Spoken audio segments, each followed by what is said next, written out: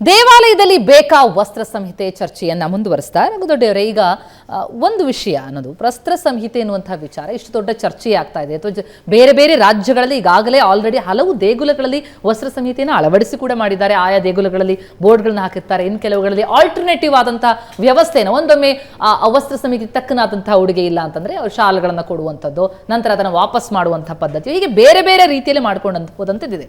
ಎಲ್ಲ ದೇವಸ್ಥಾನಕ್ಕೆ ಸಂಬಂಧಪಟ್ಟದ್ದು. ಆದ್ರೆ ಸರ್ಕಾರ ಈಗ ಅಂದ್ರೆ ಯಾವುದೇ ಮುಜರಾಯಿ ದೇವಸ್ಥಾನಗಳಿಂದ ಏನಾದ್ರೂ ಬಂದದ್ದಿದೆಯಾ ಪ್ರಸ್ತಾವನೆಗಳು, ನಾವು ಇಂಥದ್ದು ಹಾಕ್ತಾ ಇದೀವಿ ಅಂತನ್ನುವಂತ ವಿಚಾರ? ಖಂಡಿತವಾಗ್ಲಿಲ್ಲ. ಮನವಿಗಳು ತುಂಬಾ ಬಂದಿದೆ. ರಾಜ್ಯ ಸರ್ಕಾರಕ್ಕೆ ಹಲವು ಸಂಘಟನೆಗಳು ರಿಕ್ವೆಸ್ಟ್ ಅನ್ನು ಕೊಟ್ಟಿದ್ದಾರೆ, ವಸ್ತ್ರ ಸಂಹಿತೆಯನ್ನು ತನ್ನಿ ಅಂತ ಹೇಳಿ. ಮನ ರಾಮಲಿಂಗಾರೆಡ್ಡಿ ಅವ್ರಿಗೂ ಕೂಡ ಮನವಿಯನ್ನು ಕೊಟ್ಟಿದ್ದಾರೆ. ಅವರು ಕ್ಲಿಯರ್ ಆಗಿ ಹೇಳಿದ್ದಾರೆ, ನಾವು ಸರ್ಕಾರದ ಮಟ್ಟದಲ್ಲಿ ಚರ್ಚೆ ಮಾಡಿ ಈ ನಿರ್ಧಾರ ತೆಗೆದುಕೊಳ್ಬೇಕಂತೇಳಿ. ಬಹುಶಃ ಅದು ಚರ್ಚೆನೇ ಆಗಿಲ್ಲ ಸರ್. ಒಂದ್ ವೇದಿಕೆಯಲ್ಲಿ ಸಿಎಂ ಸಿದ್ದರಾಮಯ್ಯ ಹೇಳೇ ಬಿಟ್ರಲ್ಲ, ಘೋಷಣೆ ಮಾಡ್ಬಿಟ್ರಲ್ಲ. ಅಂದ್ರೆ ಇವ್ರಿಗೆಲ್ಲ ಪ್ರಜಾಪ್ರಭುತ್ವ ಅಲ್ಲಿಲ್ಲ, ಪ್ರಜಾಪ್ರಭುತ್ವ ಅಲ್ಲ. ಸೊ ಇಂಟರ್ನಲ್ ಚರ್ಚೆ ಮಾಡಿ ಅದು ಆಲ್ರೆಡಿ ನಿರ್ಧಾರ ಆಗಿರುತ್ತೆ. ಅದನ್ನ ಮನ ಸಿದ್ದರಾಮಯ್ಯ ಅವರು ಹೇಳಿದ್ದಾರೆ. ನಿಮ್ಗೆ ಒಂದು ಕೋರ್ಟ್ ಅನ್ನು ಹೇಳ್ತೇನೆ, ಮದ್ರಾಸ್ ಹೈ ಕೋರ್ಟ್ ಅಲ್ಲಿ 2022ರಲ್ಲಿ ಅನ್ಸುತ್ತೆ, ಅವರು ಏನೋ ಸಾರ್ವಜನಿಕ ಹಿತಾಸಕ್ತಿ ಇದನ್ನ ಕಂಪ್ಲೇಂಟ್ ಮಾಡಿರ್ತಾರೆ, ದೇವಸ್ಥಾನಗಳಲ್ಲಿ ಒಂದು ವಸ್ತ್ರ ಸಂಹಿತೆ ತನ್ನಿ ಅಂತ ಹೇಳಿ. ಹಾಗಾದ್ರೆ ಇದಕ್ಕೆ high court of Madras high court clear ಆಗಿ ಹೇಳುತ್ತೆ, ಸೊ ಸರ್ಕಾರಗಳು ಮತ್ತೆ ಕೋರ್ಟಿನ ಜವಾಬ್ದಾರಿ ಅಲ್ಲ ಅದು ಯಾವ ಡ್ರೆಸ್ ಹಾಕ್ಬೇಕು ಅಂತ ಹೇಳಿ, ನಮ್ಮ ಜವಾಬ್ದಾರಿ ಅಲ್ಲ ಅದು ಅಂತ ಹೇಳಿ ಮದ್ರಾಸ್ ಹೈಕೋರ್ಟ್ ನ ಇನ್ನು ಕ್ಲಿಯರ್ ಆಗಿ ಇದು ವೆರಿಡಿಕ್ಟ್ ಇದೆ, ಜಡ್ಜ್ಮೆಂಟ್ ಇದೆ.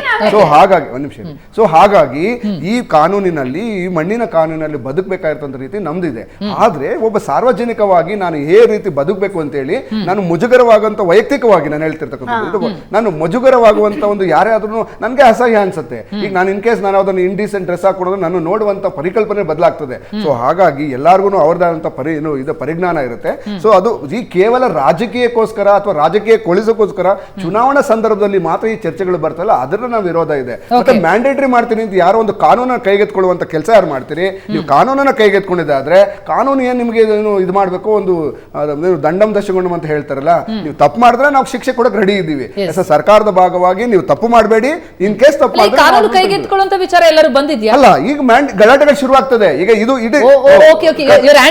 ಹೌದು ಅಲ್ಲ, ಅವರು ಶುರು ಮಾಡೋದಕ್ಕೋಸ್ಕರ ಇದೊಂದು ಪ್ರಿಯಾಂಬಲ್, ಒಂದು ಬೋರ್ಡ್ಗಳು ಹಾಕೋದು ಇನಿಷಿಯಲ್ ಆಗಿ, ಅದ ನಂತರ ಯಾರು ತೆಗೆಯೋಕೋರ ಗಲಾಟೆ ಮಾಡೋದು, ನಾಳೆ ಅದನ್ನು ಪ್ರೊಟೆಸ್ಟ್ ಮಾಡೋದು. ಅಂದ್ರೆ ಇದು ಇನ್ನು ನೆಕ್ಸ್ಟ್ ಚುನಾವಣೆ 2 ತಿಂಗಳಲ್ಲಿ ಈ ಎಲ್ಲಾ ಗಲಾಟೆಗಳ ನಡುವಂತ ಒಂದು ಇದು ಕಾರಣಗಳಿರೋದ್ರಿಂದ ಅಥವಾ ಸಂಭವನೀಯ ವಿಚಾರಗಳಿರೋದ್ರಿಂದ ನಾವು ಸರ್ಕಾರದ ಭಾಗವಾಗಿ ಆಲ್ರೆಡಿ ಮುನ್ನೆಚ್ಚರಿಕೆ ಕ್ರಮ ತೆಗೆದುಕೊಂಡಿದ್ದೇವೆ. ನಾವು ಬದುಕುವ ಹಕ್ಕನ್ನು ಅವ್ರವ್ರಿಗೆ ಕೊಟ್ಟಿದ್ದೇವೆ. ಯಾರು ಕಾನೂನನ್ನ ಕೈಗೆತ್ಕೊಳ್ಬಾರ್ದು. ಇನ್ ಕೇಸ್ ಎತ್ಕೊಂಡ್ರೆ ನಿಮಗೆ ಜೈಲಿನ ರಾಗಿ ಮುದ್ದೆ ಮುರಿಯುವಂತ ಕೆಲಸ ಮಾಡಿಸ್ತೇವೆ ನಾವು. ಅಂದ್ರೆ ಯಾವ ತರ ಸ್ಟೇಟ್ಮೆಂಟ್ ಇವ್ರದೆಲ್ಲ ಹಾಸ್ಯಾಸ್ಪದ ಸ್ಟೇಟ್ಮೆಂಟ್ ಮೇಡಮ್. ಒಂದು ಕಾರ್ಯಕ್ರಮಕ್ಕೆ ಹೋಗ್ತಾರೆ ಒಬ್ರು, ಅಂದ್ರೆ ಅವರೇ ಹೇಳಿದ್ರು ಸಾರ್ವಜನಿಕ ಸ್ಥಳಕ್ಕೆ ಹೋಗ್ಬೇಕಾದ್ರೆ, ಈಗ ದೇವಸ್ಥಾನವನ್ನು ಅವ್ರು ಹೇಳಿದ್ರು ಸಾರ್ವಜನಿಕ ಸ್ಥಳ ಅದು. ಈಗ ಸಾರ್ವಜನಿಕ, ಈಗ ಕೋರ್ಟು ಅಲ್ಲಿ ಹೋಗ್ಬೇಕಾದ್ರೆ ಅಲ್ಲೊಂದು ಡ್ರೆಸ್ ಕೋಡ್ ಇದೆ, ಅಥವಾ ಶಾಲೆ ಅಲ್ಲಿ ಹೋಗ್ಬೇಕಾದ್ರೆ ಅಲ್ಲೊಂದು ಡ್ರೆಸ್ ಕೋಡ್ ಇದೆ. ಅದೇ ರೀತಿ ದೇವಸ್ಥಾನಕ್ಕೆ ಬರ್ಬೇಕಾದ್ರೆ ನಾವ್ ಹೇಳ್ತಾ ಇರೋದು ಇಲ್ಲಿ ಸಭ್ಯತೆಯ ಉಡುಪನ್ನು ಧರಿಸಿ ಬನ್ನಿ. ಶಿಕ್ಷಕರಿಗೆ ಕೆಲವು ಕಡೆಗಳಲ್ಲಿ ಡ್ರೆಸ್ ಕೋಡ್ ಇರಬಹುದು, ಮಕ್ಕಳಿಗಿರಬಹುದು, ಹೊರತುಪಡಿಸಿ ಬೇರೆ ಯಾರಾದ್ರೂ ಅಲ್ಲಿ ಹೋಗ್ತಾರೆ ಅಂತಂದ್ರೆ ಅವರಿಗೆಲ್ಲ ಅಲ್ಲೇನ್ ಡ್ರೆಸ್ ಕೋಡ್ ಇರಲ್ಲ. ಧಾರ್ಮಿಕ ಶ್ರದ್ಧಾ ಕೇಂದ್ರ, ಕೇಂದ್ರಕ್ಕೆ ಬರುವಾಗ ಒಂದು ನಿಯಮ ಇರ್ತದೆ. ಈಗ ಬರ್ಮುಡ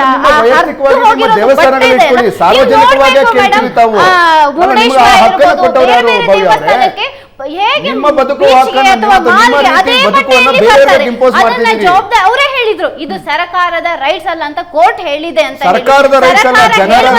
ಹಕ್ಕಿಲ್ಲ ಅಂತ ಹೇಳಿದ್ದಾರೆ ಅಲ್ವಾ? ಹಾಗಾದ್ರೆ ಒಂದು ಸಾರ್ವಜನಿಕ ಸ್ಥಳದಲ್ಲಿ ಸಾವಿರಾರು ಜನ ಇರುವಾಗ ಆ ಸ್ಟೇಟ್ಮೆಂಟ್ ಕೊಡೋದು ಸರಿನಾ? ಜವಾಬ್ದಾರಿಯುತ ಸ್ಥಾನ, ಬಟ್ಟೆ ಬಿಚ್ಕೊಂಡು ಬನ್ನಿ ಅಂತ ಹೇಳಿದ್ರೆ ಏನ್ ಜವಾಬ್ದಾರಿ ಸ್ಥಾನದಲ್ಲಿ ಸ್ಟೇಟ್ಮೆಂಟ್ ಕೊಡ್ತಾ ಇದ್ದಾರೆ? ನಾಳೆ ಯಾರಾದ್ರೂ ಹಾಗೆ ಬಂದ್ರು, ನಮ್ಮ ಸಿಎಂ ಹೇಳಿದ್ದಾರೆ ನಾನು ಹಾಗೆ ಬರ್ತೀನಿ ಅಂದ್ರೆ ಏನ್ ಉತ್ತರ ಕೊಡೋದು? ಸಮಾಜವನ್ನು ಯಾರು ಹಾಳು ಮಾಡ್ತಾ ಇರೋದು? ದಾರಿ ಮಾಡ್ತಾ ಇರೋದು ಅಂದ್ರೆ ಇವರು ಕೇವಲ ಒಂದು ಯಾರನ್ನೂ ಖುಷಿ ಪಡಿಸ್ಲಿಕ್ಕೋಸ್ಕರ ಈ ತರ ನಮ್ಮ ಹಿಂದೂ ಧರ್ಮದ ಬಗ್ಗೆ ಸ್ಟೇಟ್ಮೆಂಟ್ ಕೊಡ್ತಾ ಇದ್ದಾರಾ?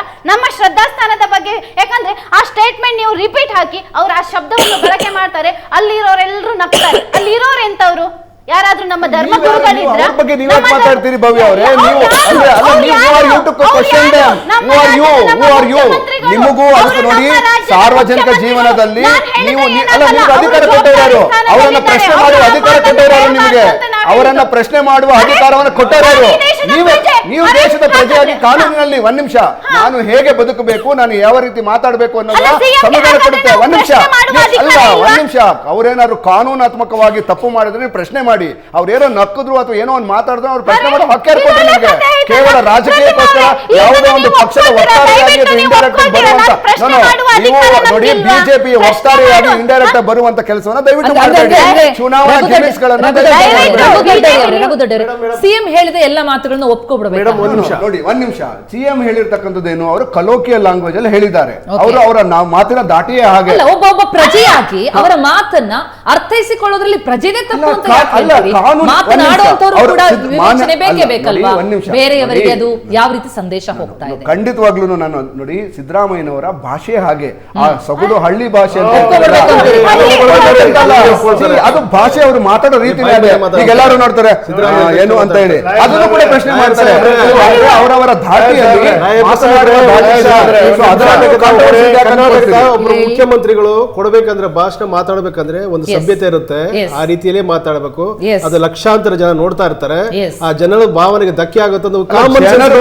ನೋಡಿ ಒಂದ್ ನಿಮಿಷ, ಸಿದ್ದರಾಮಯ್ಯ ಮಾತಾಡಿದ್ರೆ ಅಲ್ಲಿರ್ತಕ್ಕಂಥ ಖುಷಿ ಪಟ್ಟು ಚಪ್ಪಾಳೆ ಹೊಡಿತಾರೆ.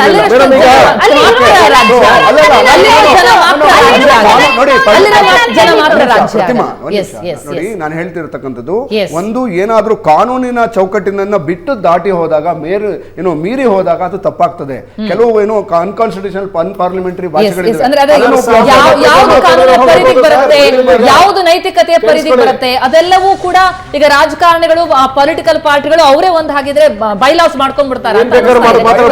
ಬ್ರೇಕ್ ನ ಸಮಯ ಆಗ್ತದೆ. ಬ್ರೇಕ್ ಆದ್ಮೇಲೆ ನಿಜಕ್ಕೂ ಹಾಗಿದ್ರೆ ಮಾಡ್ಬೇಕಾಗಿರೋದು ಏನು? ಹಾಗಿದ್ರೆ ಒಂದು ಕಡ್ಡಾಯವಾದಂತಹ ನಿಯಮ ಬೇಕು ಬೇಡ ಚರ್ಚೆಯ ಮಧ್ಯೆ ಹಾಗಿದ್ರೆ ಒಂದು ಸಭ್ಯತೆ ಬೇಕು ಅಂತ ಅದಕ್ಕೊಂದು ಮಾನದಂಡ ಬೇಕಾ? ಮಾನದಂಡ ಹೇಗೆ ಪಾಲನೆ ಮಾಡುವಂಥದ್ದು? ಅಥವಾ ಯಾರೋ ಒಬ್ರು ಒಂದು ಟ್ರೆಕ್ಕಿಂಗಿಗೋ ಎಲ್ಲಿಗೋ ಹೋಗಿರ್ತಾರೆ, ಅಲ್ಲಿಂದ ಒಂದು ದೇವಸ್ಥಾನಕ್ಕೆ ಹೋಗ್ಬೇಕು ಅಂತ ಬಯಸ್ತಾರೆ. ಅವ್ರು ಟ್ರೆಕ್ಕಿಂಗಿನ ಉಡುಪಿನಲ್ಲಿದ್ರೆ ಅಲ್ಲಿ ಹೋದಾಗ ಆಕ್ಷೇಪಣೆ ಮಾಡಿದ್ರೆ ಹಾಗಿದ್ರೆ ಅವ್ರಿಗೆ ದೇವರ ದರ್ಶನಕ್ಕೆ ಅವಕಾಶ ಇರೋದಿಲ್ವಾ? ಅದಕ್ಕೇನು ಹಾಗಿದ್ರೆ ಆಲ್ಟರ್ನೇಟಿವ್? ಕೇಳೋಣ ಒಂದು ಕ್ವಿಕ್ ಬ್ರೇಕ್ ಆದ್ಮೇಲೆ.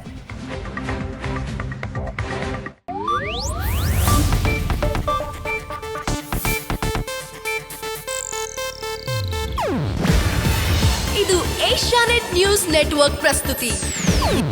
ನೀವು ನೋಡ್ತಿದ್ದೀರಾ ಏಷ್ಯಾನೆಟ್ ಸುವರ್ಣ ನ್ಯೂಸ್.